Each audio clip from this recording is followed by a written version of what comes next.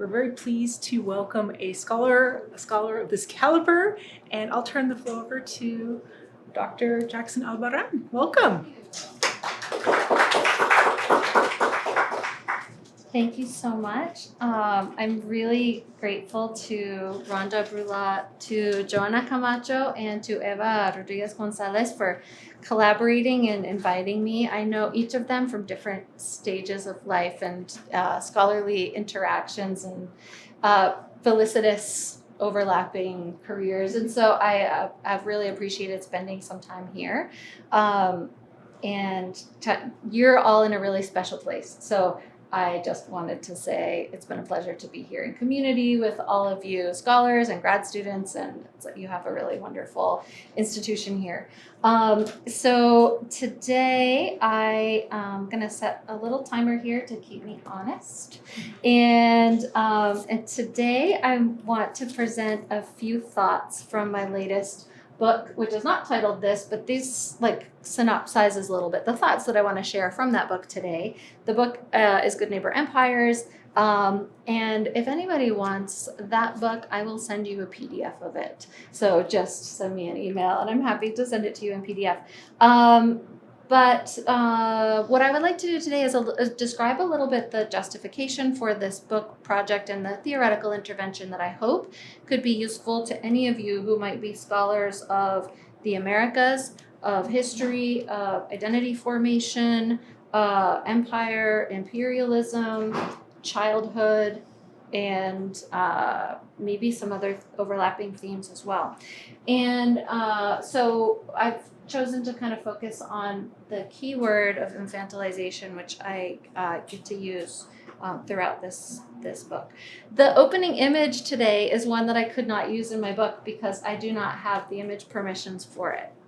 But I would have loved to, because this encapsulates a little bit the argument that I wanted to move forward. You can see the allegory of Colombia in the center, flanked by an Uncle Sam kid and a Mexican kid.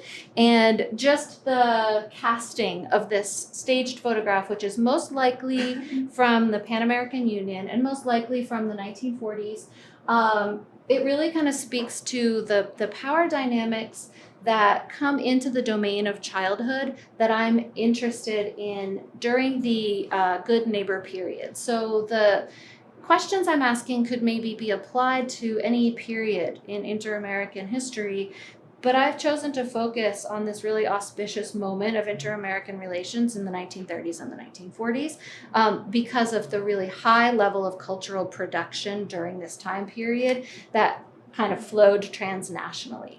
So this is one of them, and there's a lot of output from the Pan American Union during this time period that has a wide range of intended audiences.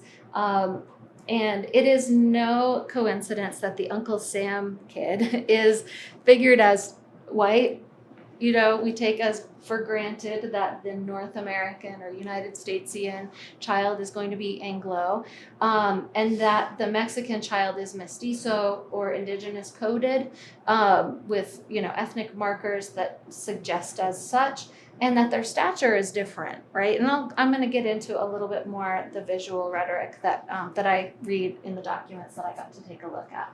So if you'll bear with me, what I'll first do is I just want to characterize colonialism and neocolonialism within the framework of infantilization and how infantilization has worked as a historical device and how historians have used it and how I hope to nudge that category up maybe a little bit farther and a bit more critically in our usage.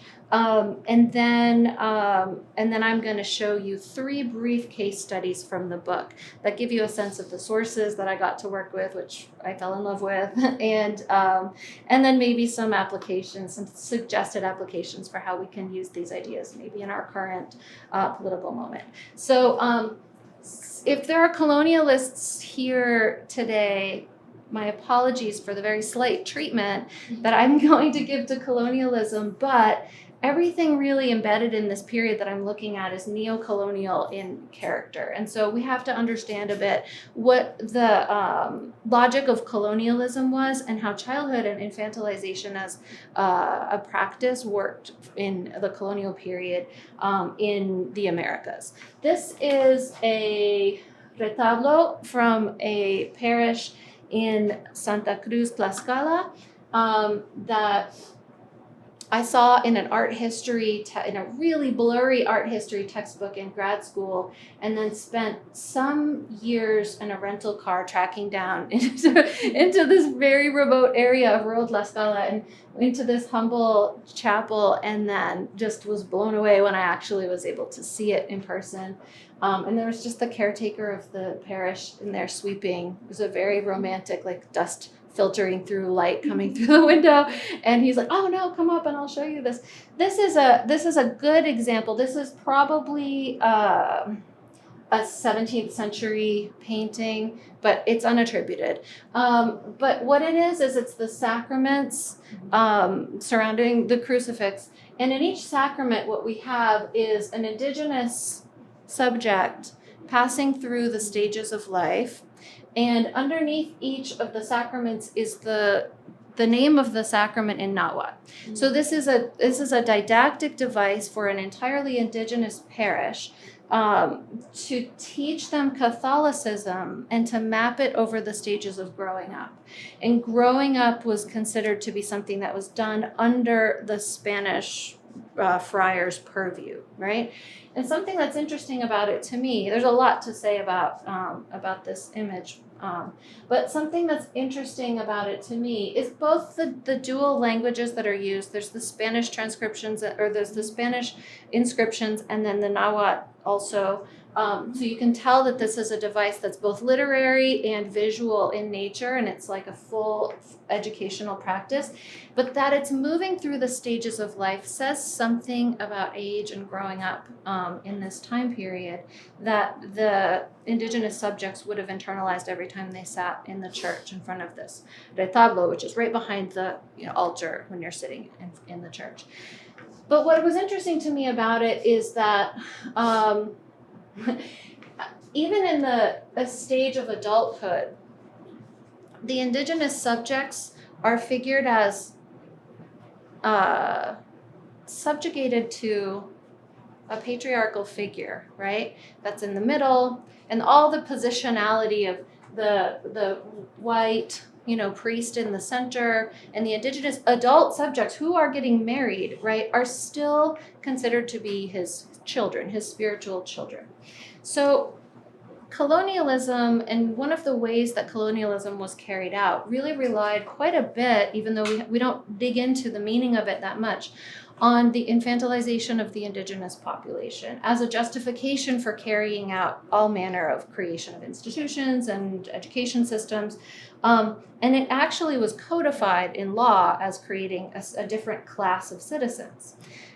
And so, considering the colonial background of how the Americas were treated as an infantilized population, after independence and as the 19th century progresses, we see the rise of neo-imperialism. And as the Spanish are ushered out of the hemisphere in the Spanish-American War, the United States finds its way to come in and supplant that kind of paternalistic, patriarchal authority with its own imperialist presence, especially in the visual iconography of this time period. Again, this still isn't the subject of my book. It's kind of just the historical background and framing that gets us to where we are. And so this is a satirical magazine that is published in the United States in the 1890s. So this is contemporary to the Spanish-American War. But we can see the emergence of Uncle Sam as, the dignified, entitled persona that is caring for a feminized, racialized, and because of stature, position, and role of dependency, also infantilized subject, which here is Cuba, and we see this in political cartoons of the time extended to all of the Americas, especially the new republics that are being incorporated into the American sphere of influence during this time period. So it's during this time period that the rhetoric and the semantics that infantilizes a Latin American body politic gets hardened into actual policy. And so here we just have a sample quote from Theodore Roosevelt in 1904. Any country whose people conduct themselves well, just imagine that you're actually a parent and speaking to your teenagers rather than maybe a head of state speaking to other sovereign nations.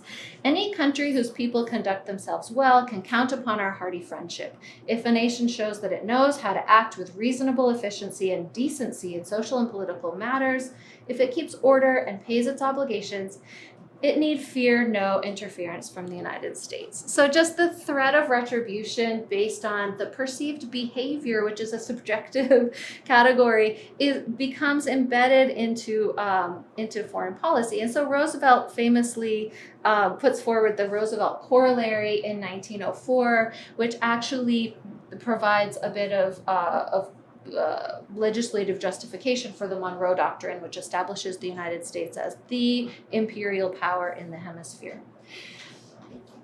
William Howard Taft in 1916 adds on to this, and there are so many analogies between biology and international evolution that one may invoke a sort of international biology. The march of civilization brooks no violation of the law of the survival of the fittest. Neighboring countries comprise an environment. The strongest will dominate that environment. So this political semantics isn't even really subtle about having a biological determinist approach towards neo-imperialism or an extension of empire in the region based on the perceived maturity of the body politic of emerging Latin American nations. And again, this is something that historians talk about and have mentioned. The United States infantilizes Latin America. Ike. What do we take from that? How do we go further? So you may be familiar with this cartoon. I think this one was on the job talk. I'm trying to get a job here. Just the book talk.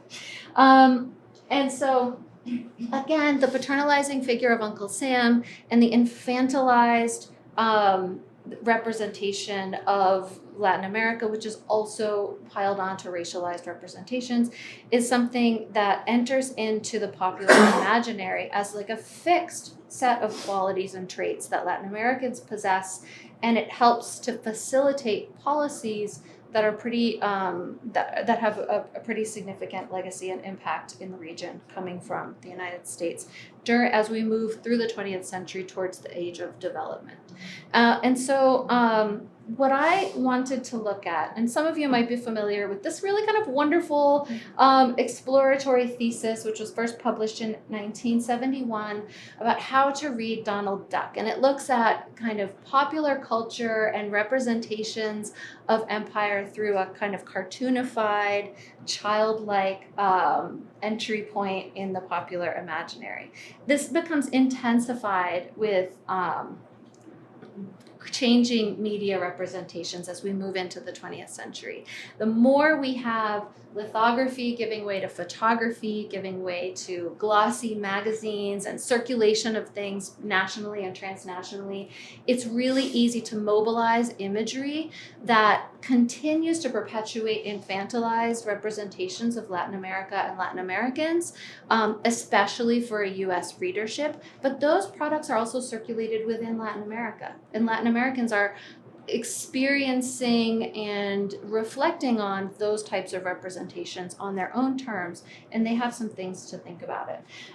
So one of the other things that I do is I look at how over time travel narratives to Latin America and then cultural products by outsiders to Latin America once they leave fixes this infantilized imagery in, again, the Western gaze. And so we have this like infantilized other trope that by the time we get to the period that I'm interested in, the 1930s and the 1940s, is kind of an unquestioned assumption in mainstream popular media.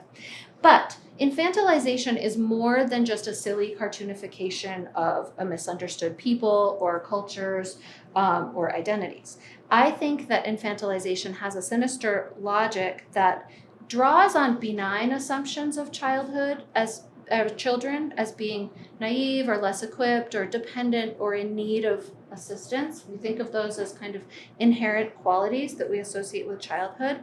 And it actually works to disempower populations and to promote the aims and the goals of empire, and especially capital, right? Come in, there's seats.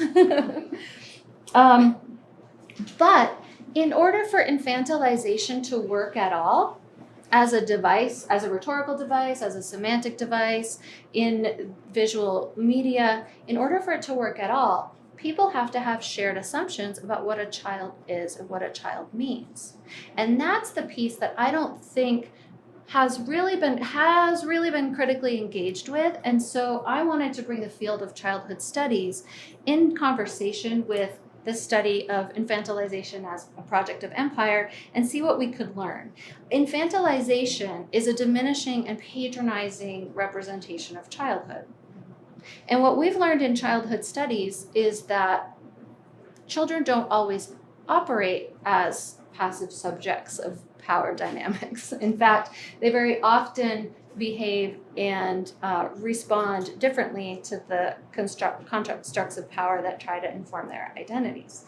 And so infantilization is actually a very narrow definition of childhood. And it does not fully tell the story of what it means when you infantilize certain subjects and when those narratives are then extended to other disempowered populations, whether they be women or disabled or other marginalized communities.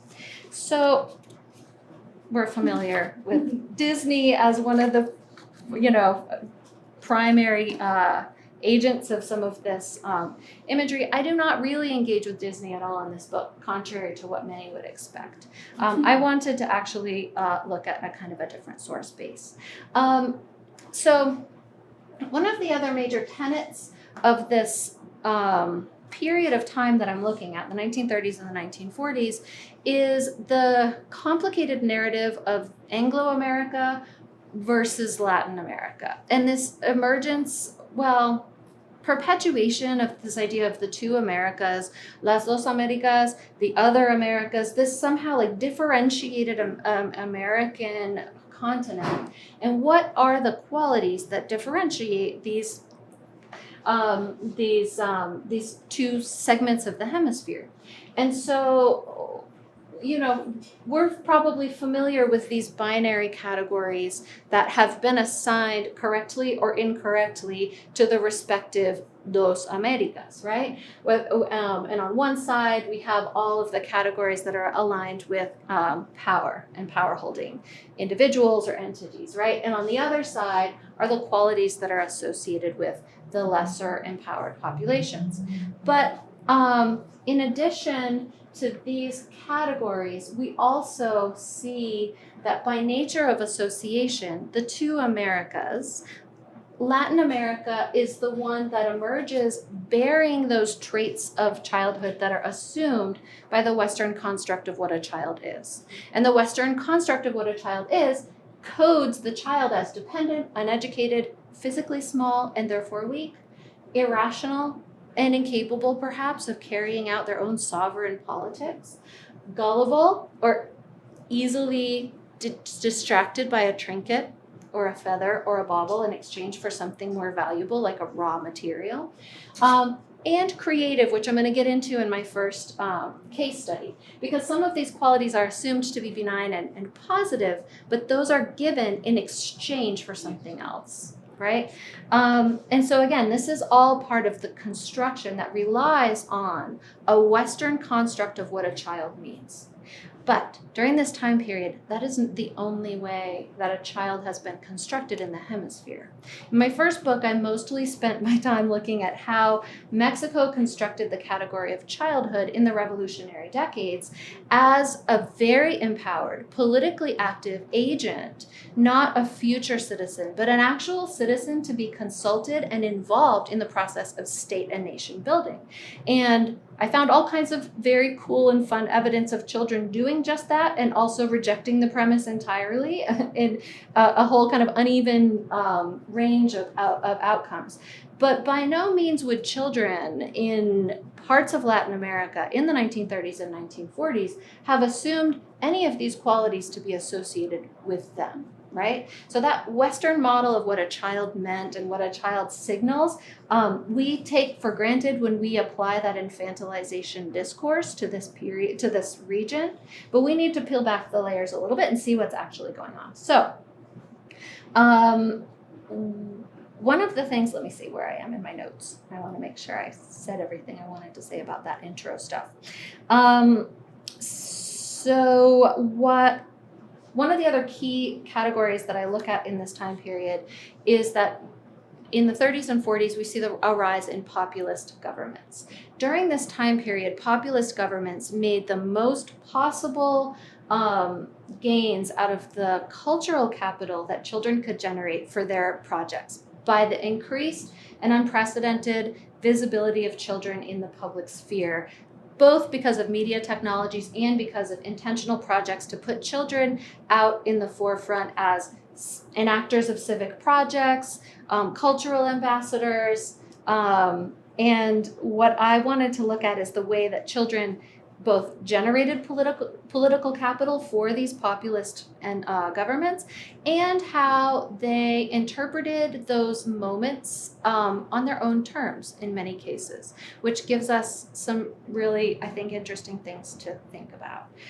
Children often were really excited about the unprecedented opportunities to be in the public sphere and circulating their ideas or their bodies, and they experienced those moments differently than what the adults mobilizing them expected them to represent for them.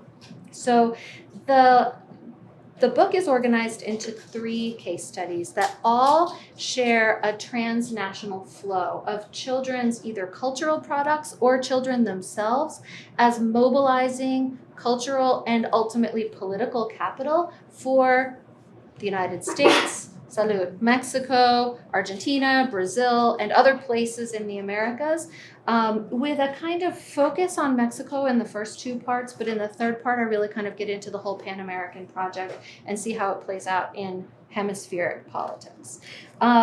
So I do see that children function on one domain as political symbols, but on another domain as human beings with flaws, and they complicate the official narrative because of that. Okay, a los casos. So this is the first case study that I look at is has to do with child artists in Mexico in 1933, but the case study actually spans into the mid-1940s.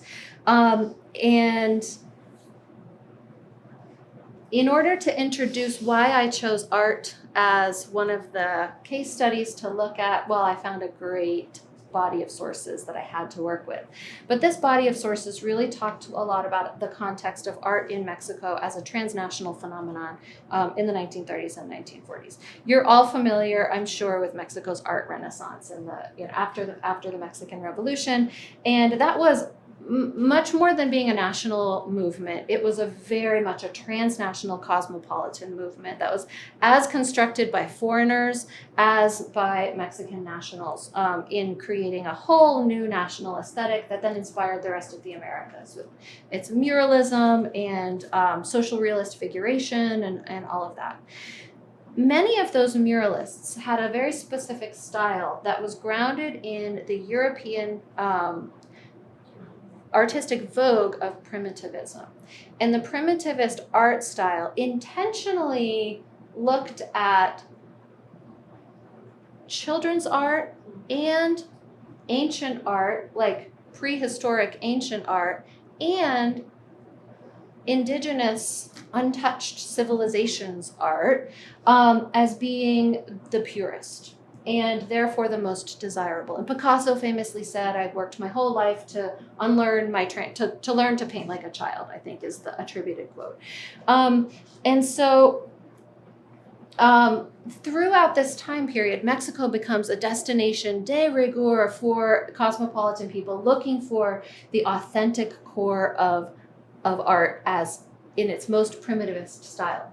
So the best case scenario for somebody looking to have that authentic experience was not just to go to Mexico, a non-Western destination, but to find a rural destination, to find an indigenous artist. And if that indigenous artist could be a child, you've got like bingo, right?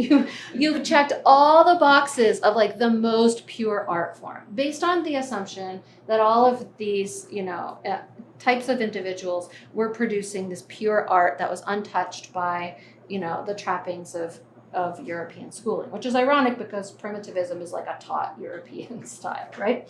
So we've got this flood of Americans, not just Americans, rushing down to Mexico and rhapsodizing about what they're finding, this like artistic paradise where everybody's just like producing art authentically on their doorsteps. The language is also contributing to that neo-colonial mentality about Mexico as an infantilized place.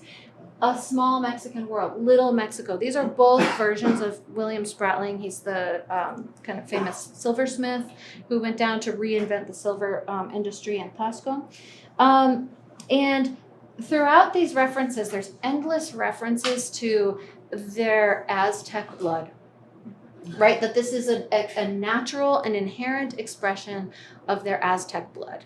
And that if it gets corrupted with Western and modern, sensibilities, it'll somehow be less authentic and less pure, right? So this quest for authenticity compares child art to primitive art. So children are seen as barbaric, savage, prehistoric, anti-modern. And that's framed as like a good thing. Where's my, there. And so there's a kind of a disproportionate attention to and a quest for child artists and art produced by children as having higher value than art produced by trained and schooled and famous people. So this is the background context in which it's just some source material.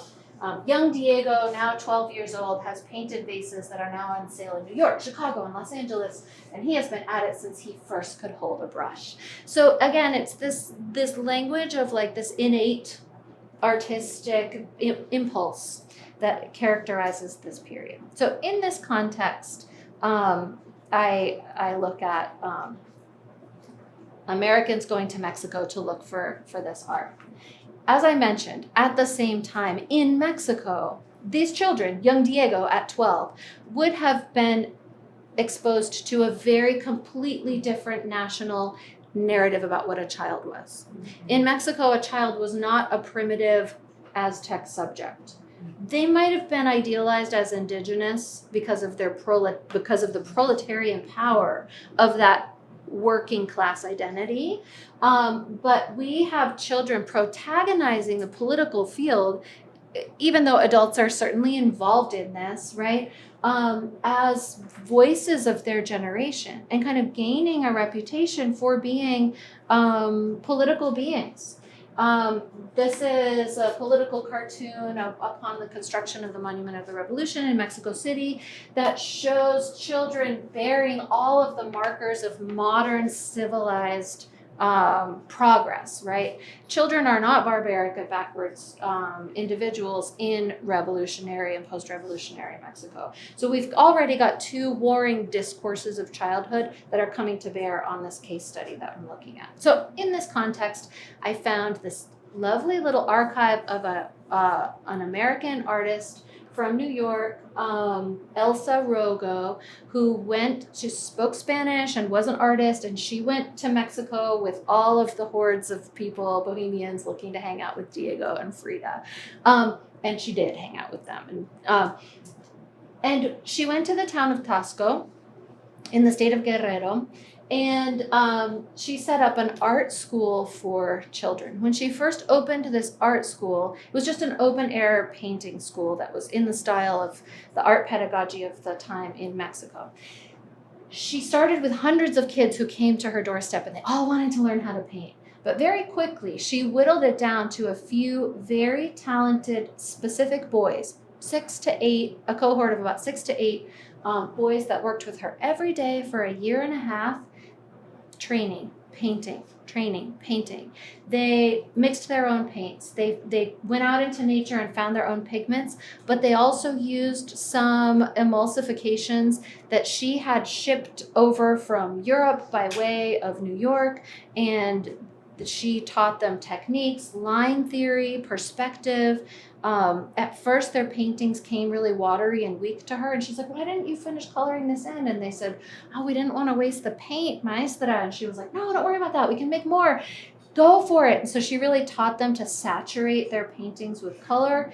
And she just saw wonderful results from this little team of students that she worked with, 1931 and 1932. And then she goes back to the United States and brings a bunch of their art with her. When she goes back to the United States, she wanted to replicate this experiment because she was so astonished with what these kids were able to produce. She wanted to replicate this experiment with her students in Vermont. She lived on near the border with Vermont, and she taught in Bennington, in the old Bennington schoolhouse. And so she had a bunch of Vermont kids, and so she had them do the same technique, training, colors. Okay. And she was astonished at the results from the Vermont students for different reasons. And I'm going to show you those in a second. And so she circulated an exhibition for a few years in the 1940s. So this is 10 years after she was in Mexico, of children's art 3,000 miles apart. Same teacher, same techniques, same methods, inviting the viewers to contemplate the difference between these two outcomes. This is an example of one of her Mexican students painting. You've got a little bit of the vertiginous countryside of Tasco, but really interesting use of line and ink and also heavy saturation of color. We've got a pretty modernist repetition of figures that's happening that populates the foreground. This is a depiction of a political rally, and this is the Santa Prisca temple in the background. This is an example of her Vermont students' paintings, which is significantly poorer in aesthetic value, to say the least. Some of them are just like really horrendous, right? But the students aren't really trying at all. They're just like plus, and this is kind of interesting and maybe evocative, but you would not know that they had the same training, the same techniques, and the same, methods that her Mexican student, and she was just like, what? And so she started to think about the pedagogy of art and what was going on. Here's another example from one of her more prolific child artists, Felix Casarrubias. And so here, again, you've got that really kind of modernist repetition of figures. It's definitely stylized, like he's definitely creating a style. But it looks visually appealing. It fills the whole canvas. There's something happening. They're populated with red figures of interest, right? And so she begins to think about what is different. The observers of this exhibition, the American gallery attending in Philadelphia, New York, Washington, D.C., Massachusetts, that are attending this gallery, they look at it and they're trying to grapple with the fact that Mexicans are better than American children at something, notably, right? And so in the reviews that are published in the press repeatedly, the thesis of the art-going public is, well, Mexicans are inherently creative, but that's because Americans are industrialist. They don't need to waste their time with art. They, in that binary, Las Dos Americas, they're going to be businessmen and capitalists and let the Mexicans have the cultural domain in the creative sphere and let the Anglo children, they're meant for higher things. But how cute, the Mexican drawings, right? And Elsa Rogo was like, no, that's not what's happening. We need to understand context. Context is that these students did not see themselves as just doing a pastime in school. In Mexico, being an artist was being a professional. And it was an adult vocation. And these kids didn't even see themselves as children. They saw themselves as entrepreneurs. They knew that their art had value, and they knew that the primitivist style that the muralists were doing had value. They were intentionally creating a style that they were seeing in their cultural purview to create something they thought would have capital value. So they could get money in their pockets so they could buy candy and watch movies and do things that modern kids would do. The narrative in the US insisted, nope, these Aztec children with their like rubbing art out of the dirt, is like persistent. And Elsa is like, no, you guys don't understand. Look at this example. She doesn't notice this, but this is something that I started to pay attention to. This is silversmithing town. And the silver trade, one of the things is the imprimatur, I think I'm saying that right, which is on a piece of silver. Each silversmith develops their own kind of symbol that associates with their identity as an artist, an artisan. And once they have that, they put that on all of their pieces. A lot of these boys, and most of their older brothers, were apprentices in these silversmith shops. And you can see that they're practicing their own imprint on the art. And so they create their little signatures. And here's a close-up one, where they start to stylize their identity and their signature. And some of them get even really, I think, do I have another? I didn't include another example. But some of them get really stylized with the signatures and the initials, right? This one, so he's just got a kind of a stylized design that's taken from the motifs of the time. And here he's actually got the easel and the pinceles that are the mark of his trade. He's an artisan and a professional. He isn't seeing himself as a kid that's playing with colors, right? Here's another really interesting fact. During this time period, David Alfaro Siqueiros, one of the muralists in Mexico at this time period, was living in exile in Pasco. In an internal exile. He had broken from the Communist Party and he was punished by the government and sent into an apartment on lockdown. And his apartment exile was the room right upstairs from Elsa's studio, where she was teaching these kids art. And the kids were always running up and downstairs, Maestro Siqueiros, like, please. And he hated the children and was like kicking them out and wanted nothing to do with them, and then maybe sent them on an errand. But he was not painting with the children, right? Yet. This is Siqueiros' one of his more famous paintings in the Palacio de Chapultepec in 1954. And I'm not saying that Siqueiros cribbed the work of Felix Casarrubias, but I am saying that this was painted after this, and that these two people were in artistic proximity with each other. And so I'm not making a causational relationship here, but what I am saying is that the role of children and children's art during this moment had so much, not just cultural capital, but real capital associated with it. And the kids making that art knew that, right? And the adults supervising or disrespecting them also knew that, right?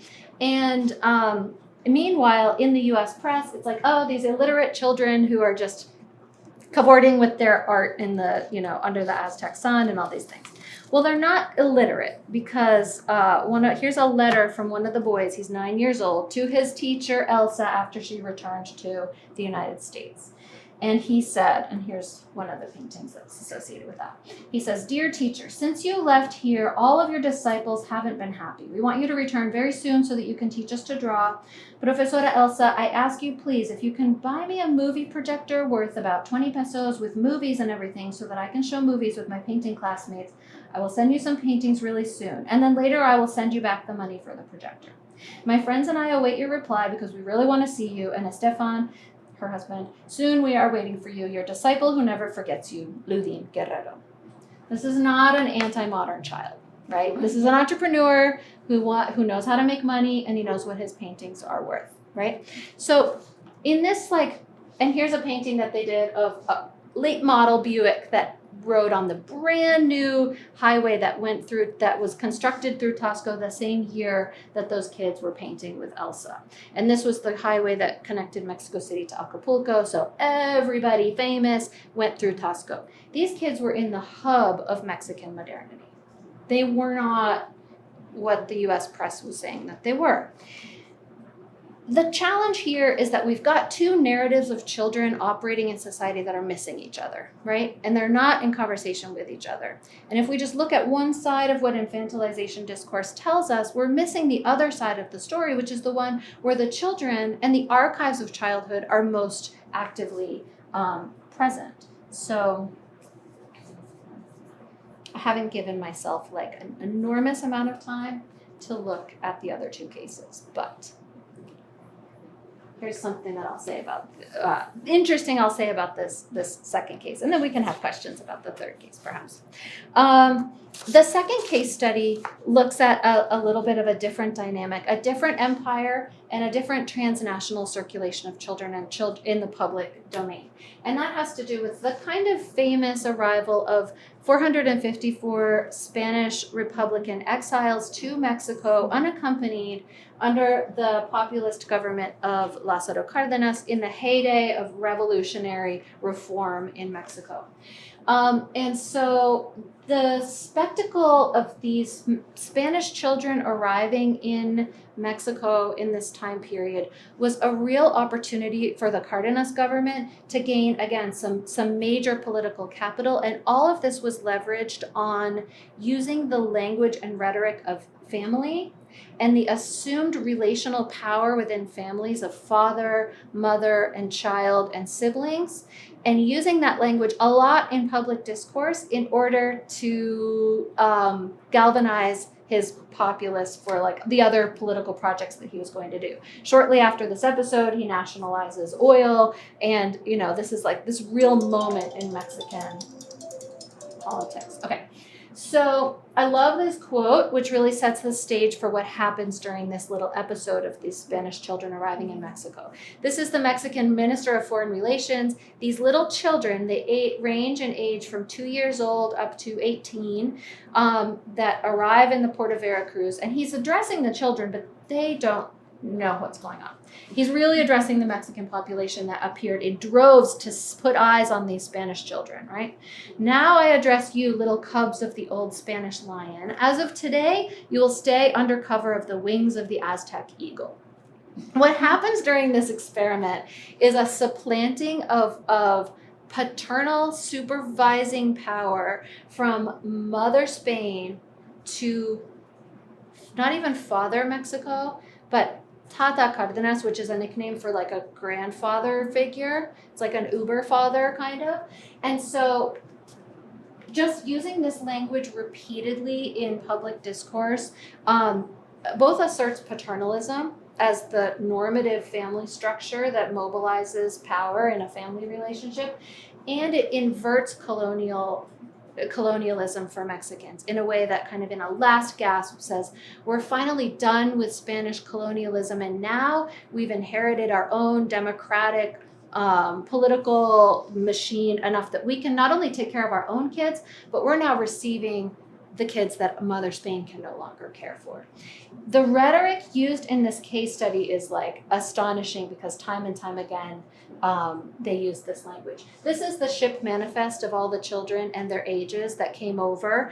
And time again, they're referred to as orphans. The orphans of Spain and Mother Spain who, were going to be their parents.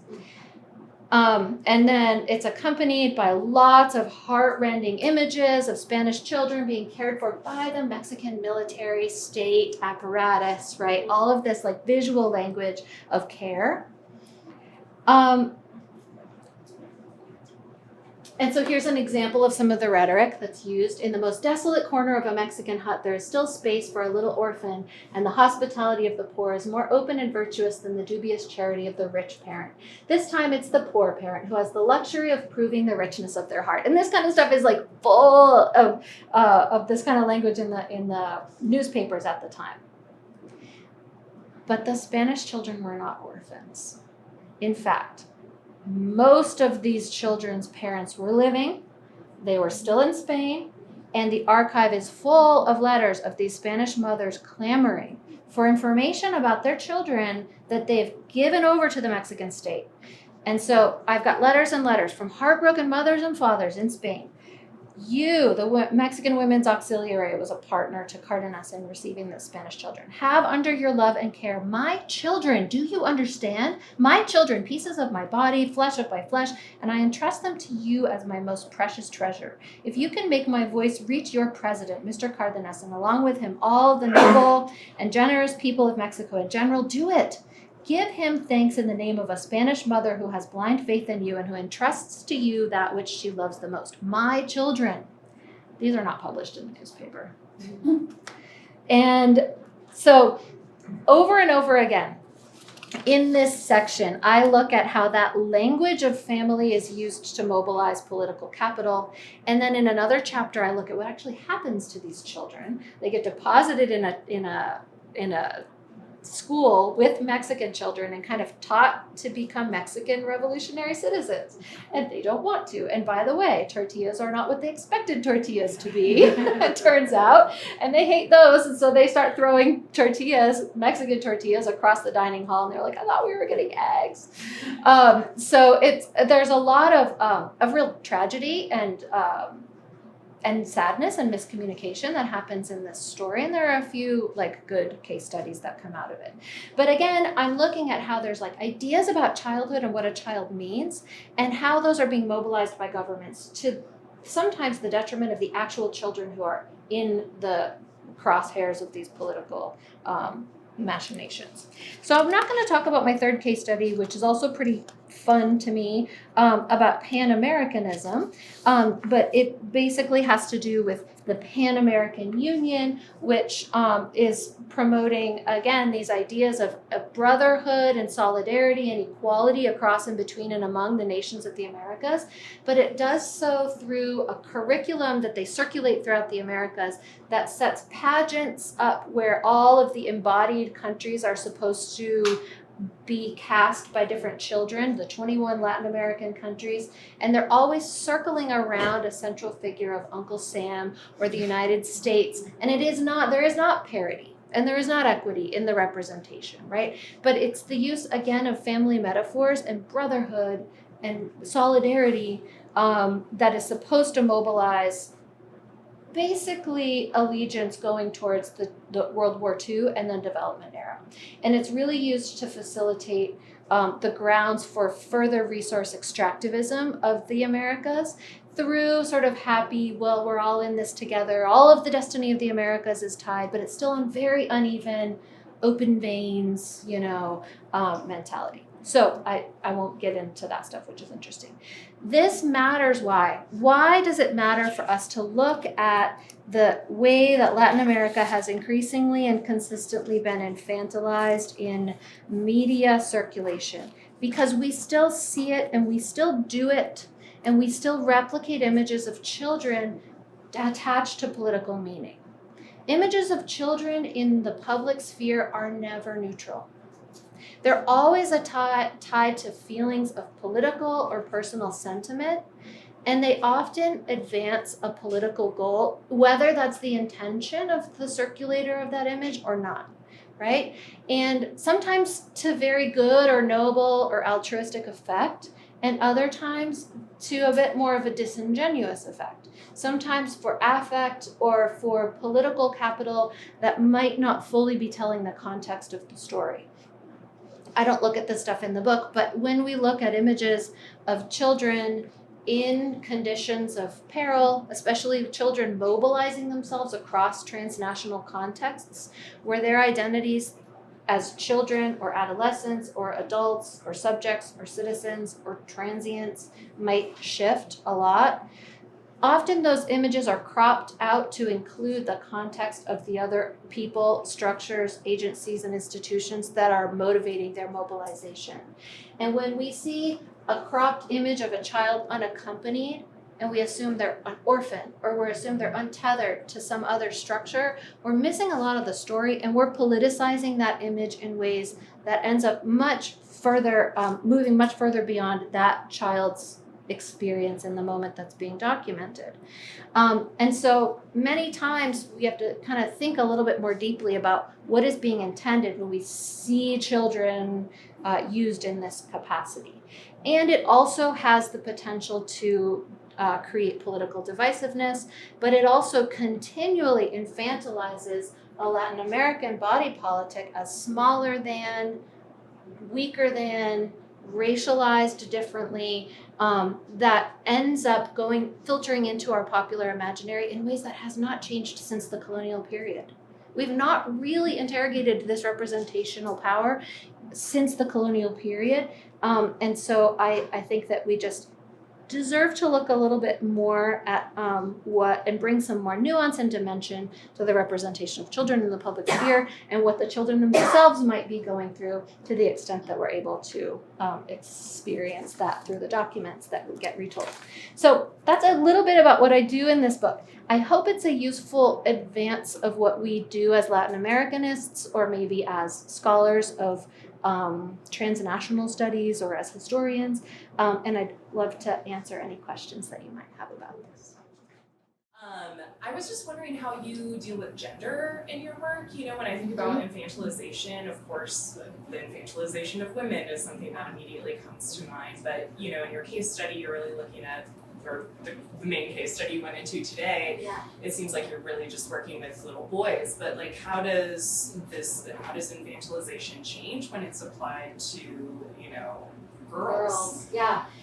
It is true that in most of these cases, the children that are mostly mobilized in the public sphere are boys. But what's interesting is that infantilization has always worked in partnership with feminization, right? And so we assume that infantilized subjects are feminized, or feminized subjects are almost always infantilized, right? Usually the inverse can also be true. But what was really interesting in the art case is that the infantilization of all the kids as sort of in this category of disempowered or lesser empowered creative spirits was that the boys were, art in Mexico was a really highly gendered male profession. And the women fought hard to be recognized, but even now women are fighting to be recognized as protagonists of the muralist movement, and they got second, third, fourth billing all the time. And so these boys, these little artist boys, were probably, you know, paternalists in their own right. And they probably ran off the little girls who joined that art school because they were, this is a boys' profession, this is art, which is interesting because in the Vermont case, almost all of those artists whose art made it into the archive were girls. And I'm pretty sure that the boys were doing wood shop at the same time and the girls were doing art class. So we've got kind of two different gendered activities for children that are happening alongside the two different discourses for children. I will say that the narrative of the proletarian child in Mexico at this time period was a little bit more inclusive of girls than it had been before, but it still wasn't egalitarian. There were still like gendered spheres. So yeah, that's a bit of an answer to that question. Yes? Yeah, I would like to know a little bit more about the image that you started your talk with in terms Me of... too. Okay, and like, if you know, like, who produced it and why, and if it was disseminated and how. Yeah, no, all of these questions, please, anyone, if you know. Where I found it was a friend of mine found it in, all the way back, everything. Sorry. No, that's okay. All the way back. I love it, it's like my favorite thing. Yeah. A friend of mine found it in a secondary source in Mexico, and I think it could be a postcard of this. yeah, I'm pretty sure that it was like a lamina in that was used for reproduction as like in a Pan-American Union pamphlet. Because the quality and the stage is a totally studio portrait. It's obviously cast and framed, and it's of the era of a lot of other imagery from them that I've seen. I don't have any specific citation about it. But I'm pretty sure it was taken in the United States. I'm pretty sure it was in Washington, D.C., although the Midwest was really big on this Pan-American Mesoamerican pageantry, and there's like a big, like, Iowa's really into it for some reason. Corn, right? Yeah, the corn connection, the Mesoamerica to Midwest corn connection is like definitely a thing. But I'm pretty sure this is a Pan American Indian image, so probably early 1940s. But yeah, I just really would love to know more about it. But yeah, the book that it was published in did not attribute the source. It was just like, here's a picture, and I was like, oh, come on. Yeah, yes. You mentioned in terms of the transport of the children from Spain, Yeah. that they were from Republican families, so I'm assuming it's during the Spanish Civil War. Spanish Civil War. And so I'm just wondering about the motivations of the parents, and what association are these with, I think it's called the kinder transport of Yeah. Jewish children to Britain Yeah. during the Nazi period. Yeah. So did their parents let them go because they were afraid they would be killed in the war? I was just wondering what the motivation, was. And of course, they would be interested in their well-being after they arrived, but of course, I'm assuming that it was with complete free will. Yes, They it was. that they sent their kids. And also, how was this organized? Were there some leaders that were, talking to communities? I'm just curious also. Yeah, there was. It was a very organized effort. It was working through ambassadors, and the largest number went to France, which was kind of obvious and easier to bring them back after. But a significant group went to Russia, and a significant, and then Mexico was the first country in the Americas to host them, and the second country after France to take them at all. So it was a really big step for Mexico on the world stage. On the Spain side, there was a lot of mobilization, and it was done under the premise that they would get them back, that they would come back. Oh, yeah. That it was a temporary, and that they would either join them or that the children would come back after the conflict. But of course, the conflict didn't go in the favor of the Republicans. Many of the parents themselves went into exile and were in precarious situations economically and couldn't reunite with the children. But many of them were just logistically trying to find out where their kids went, because some of them went on the ship to France and then got transferred to the ship to Mexico. And we do have the manifest of everybody that came over. Some parents came to Mexico later and reunited and stayed in Mexico, but only a handful. And of that group, a handful went back to Spain, but most of them stayed, married Mexicans, became Mexican, but like kind of kept this tight community. Another wave of Spanish exiles came the following year, and the Spanish community in Mexico absorbed those kids once they left and graduated out of that school. But it was really well organized on the front end of the sending, and no plan for the reunification at all. Even though, a weird thing is that Cardenas unofficially adopted one of them into his home and sent him to school with his own son Cuauhtemoc, and they had him living in Los Pinos with him, and that kid went on to become a famous aviator in Mexico, but he never officially adopted him. But that really doubled down on the narrative that Cardenas was the metaphorical and almost literal father of these Spanish orphans, because he took that one on. So it was a really kind of heartbreaking. That was a hard archive to read. that was a sad archive. And also when you mentioned, again, in relation to one of the other episodes, that it was more boys.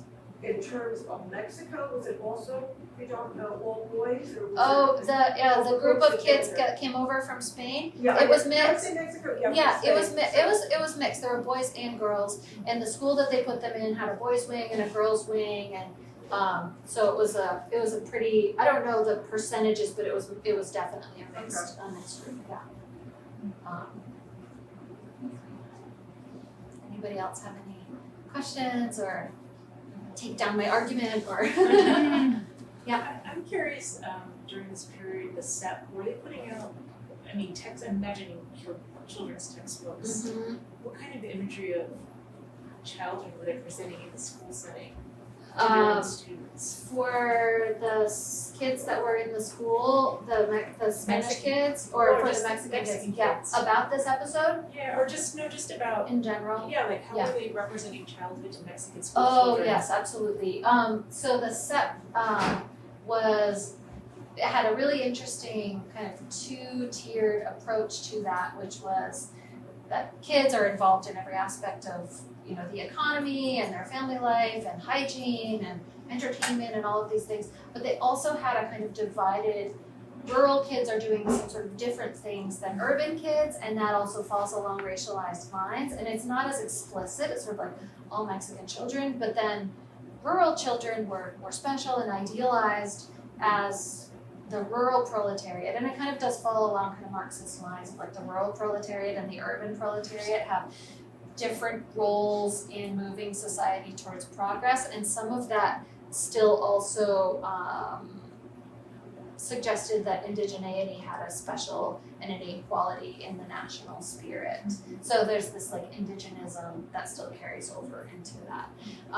But you can still see, but then there's also a strain of Mexican intellectuals that wanted to rehabilitate the Indian Mexican. And so they say, if we take these kids into modern schools, we can clean them up very much along the lines of what's done in the United States, the other boarding schools. We can just like, look, they're cadets and their hair is short and they're wearing shoes and they're, you know, productive citizens. And it's this narrative, this Benito Juarez narrative that you can civilize the Indian and make a progressive modern nation out of a mestizo stock. So, it's a kind of a mixed bag in the set literature about what a child is, but there's tons to look at in some ways. Yeah. Well, I thank you for all of your time today. I hope I've ushered in some like nice rain and there's cookies and things, but thank you for engaging with this talk.